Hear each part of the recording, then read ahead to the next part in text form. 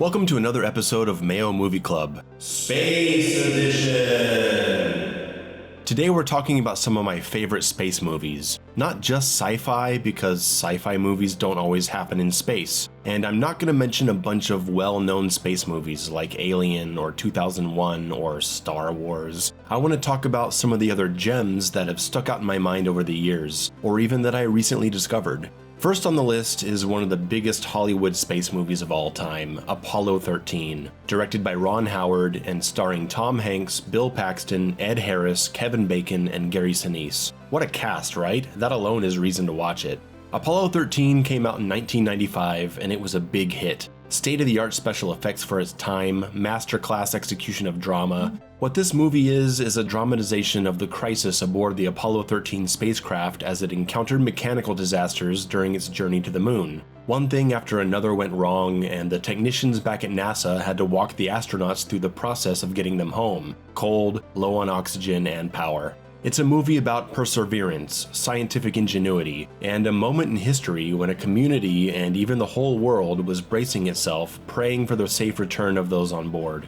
It's not a movie filled with plot twists or even character arcs really, it's just about the drama and the science. It's a very believable space movie, very impressive in its lack of computer effects. The actors spent a long time in zero gravity and the movie just feels so authentic. Movies that go into the technical aspects of space travel always fascinate me, and if you're into realistic space movies that don't feature sci-fi elements, this one is pretty much required viewing. You never feel like the main characters are safe. There are so many things that have to change or be fixed as they hurl themselves around the moon, correct their trajectory, deal with a damaged ship trying to re-enter the atmosphere. The dramatic moments are executed so perfectly, this movie chokes me up multiple times whenever I watch it. It's a shame that you can't experience this one in a movie theater because it's absolutely deserving of it.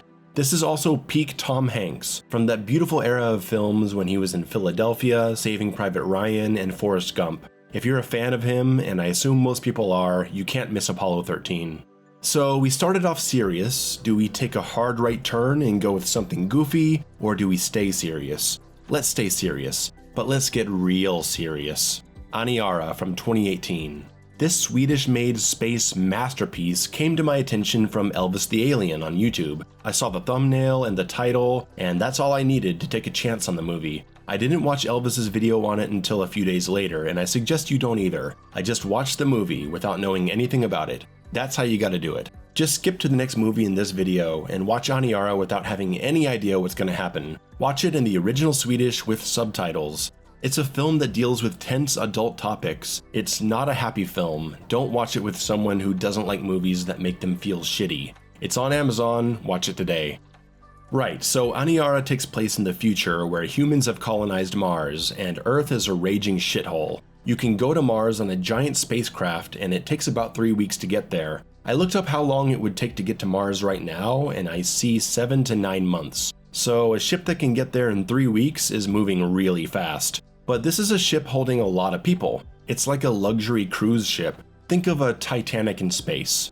People aren't frozen in pods like an alien, they're awake and living their lives. There's shopping and arcades and bowling and restaurants and dance clubs. It's a classy experience as you travel to your new planet. They've even developed this crazy AI technology that can enter your mind and make you dream about paradise. Not much is said about this system, but I think it was developed to help people deal with the trauma of having seen Earth fall apart. Something to fight depression and anxiety as people travel through space. It's a cool concept. The main character of the movie is a woman that works as the main technician in charge of the AI, and she shares a room with the astronomist that works as part of the ship's staff. On the way to Mars, the ship gets knocked off course and has no way to turn back. The movie is about the passengers and the staff as they deal with surviving out in space and trying to find a way back home. We see the gradual breakdown of people's minds as hopelessness slowly starts destroying them, and we're faced with the question of if it's worth planning for an uncertain future. That's all I want to say about the story, but I also want to praise Aniara for pretty much everything else too. The acting is phenomenal, or at least as far as I know as someone who doesn't speak Swedish. The mood of the film is haunting, and the creative ways they filmed the movie hide the fact that it's actually a fairly low-budget film. It's so easy to forget that fact as you watch it because it's just so immersive and believable. Aniara is unquestionably in my top 5 sci-fi movies of all time, and quite possibly on its way to breaking my personal top 5 ever. Let's talk about something fun. Galaxy Quest from 1998. Tim Allen, Sigourney Weaver, Alan Rickman in one of his best roles. This movie was really fucking funny when it came out, and even today it's still pretty funny. Not as hilarious as it was back in the day, it's difficult to make a comedy that ages perfectly, but I still think it's worth watching and remembering. Our main characters are former television actors from a series that's basically Star Trek. Imagine 90s Star Trek fan conventions for the original series from the 60s. These actors begrudgingly go to the conventions because it's a paycheck, but they don't care about the show anymore. Some of them even resent the characters they used to play because it makes it difficult for them to escape typecasting. One day, actual aliens show up and take the cast members on their ship, asking them for help. They've been receiving Earth's TV broadcasts across space, and they're under the impression that the TV show is real. So the cast is put in a position where they have to pretend to be the characters they used to portray on television, or break it to the aliens that they're just actors and they can't help them save their race from extinction. What a great premise. You can imagine how funny it gets. If you're one of my older viewers and you have kids, maybe this would be a good one for a family movie night.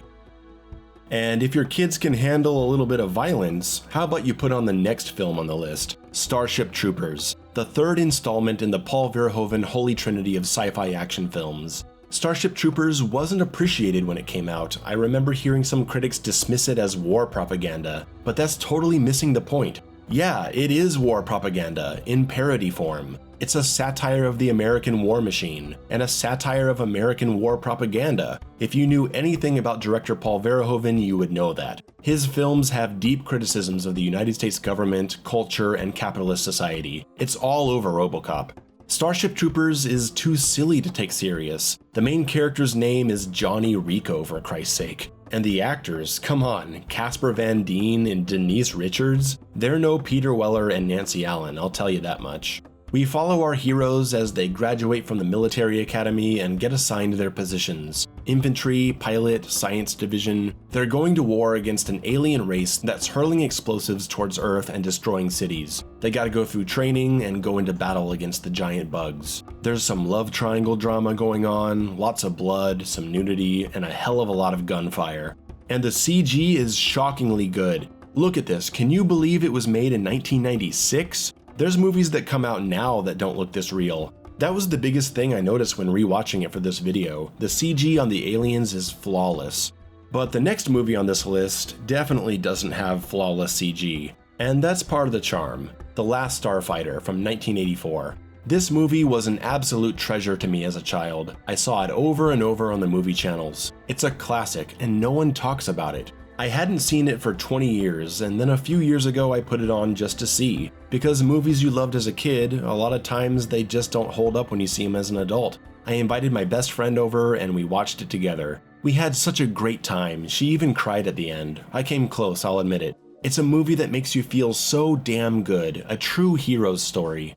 The Last Starfighter tells the story of an ordinary young man who lives in a very small community, and his own personal claim to fame is that he's really good at this one arcade cabinet called the Last Starfighter. You know, it's like Defender or Galaga. In a plot that has similarities to Galaxy Quest, it turns out these arcade cabinets were created by an alien race looking to recruit new pilots from around the galaxy, and this kid might just have what it takes to help them defeat the evil alien race threatening to exterminate their population. It's so 1980s, and its authenticity is what makes it so cool. I'm not so into retro stuff made now, where they're making fun of 80s culture or celebrating it ironically. The good stuff is the stuff actually made in the 80s when people sincerely thought it was awesome. Our hero must go into outer space and test his skills to become a top-tier pilot, and show everyone that he's not just a master at the video game, he has what it takes to turn the tides of battle against a real threat. The Last Starfighter is an exciting, dramatic, and humorous space adventure film, and it even has some body horror. There's some scenes in the movie that gave me nightmares as a kid. The 80s, man, can you believe this is how they made movies for kids? The final movie today isn't some grand space adventure or a dark, depressing examination of the human psyche. It's just something that's interesting. Moon from 2009, starring Sam Rockwell. I'm not gonna say much. If you've seen it, you know why. It's better to go into this movie without knowing the reveal, which happens pretty quickly. Sam Rockwell is a lone technician on a moon base responsible for delivering materials to Earth. There's an accident, he wakes up, and things get weird. I don't want to say any more. Moon is really good, and I'm gonna leave it at that. Thank you for joining me for this episode of Mayo Movie Club. I don't think I've ever mentioned 6 movies before. I try to keep it to 4 or 5, but I just couldn't help myself. So many good space movies. I gotta start thinking about what to do next. These videos take longer than you'd think because I think really hard about what to include. I rewatch a lot of stuff and then decide if it's good enough to mention, and I end up having to discard a lot of stuff. Again, these movies are impossible to monetize, so if you'd like to support these smaller video projects, please consider leaving a super thanks below the video, or joining the channel, or donating to my Patreon. Love all you guys, and I'll be back soon.